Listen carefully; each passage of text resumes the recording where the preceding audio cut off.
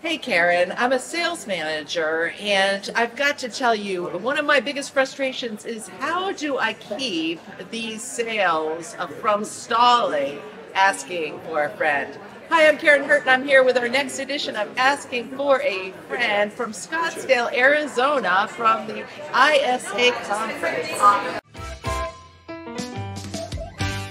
Oh, this is the perfect question for my friend Steve Gielda from Ignite Selling, who is the Chief Revenue Accelerator. So, Steve, what advice would you have for this sales manager? Well, I tell you, I'd probably do two things. Number one, I really want to make sure that the sales process that they're having, that funnel process, the items that are kind of built into the CRM system are all clearly well defined.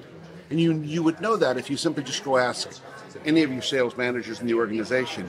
If I was to ask you, how do you define, what do you have to do to move an opportunity from stage 2 to stage 3, would I get a consistent answer?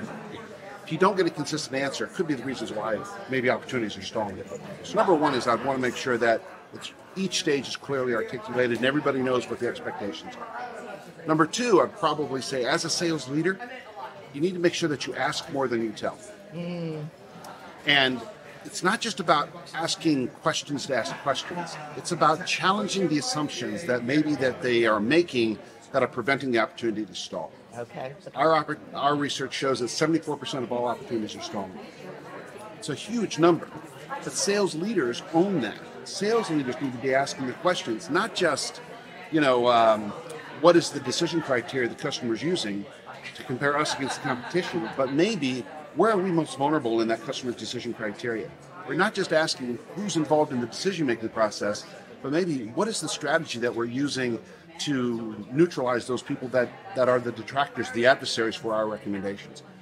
We as sales leaders need to take responsibility at helping our sales representatives drive consistency and momentum to make sure that those opportunities are not getting stuck. Okay. All right. So one more question, because I led a large sales team at Verizon, so I had 2,200 people, and you know what I found was the most difficult for my sales managers was they were so good at being salespeople that when deals were stalling, the first thing they would do is jump in and almost take over the sale or micromanage the sale. So if you have a temptation to do that, what advice would you have for someone?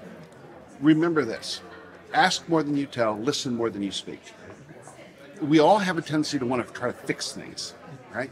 And that's maybe the parent in us or maybe the coach in us. We think that the best thing that we can do is go tell people what to go do. Pause just for a moment and ask yourself, what can I ask that gets them to kind of help self-discover how to solve this problem? Beautiful, beautiful. I love it. Thank you so much for being on Asking for a Friend. And now to the LinkedIn community.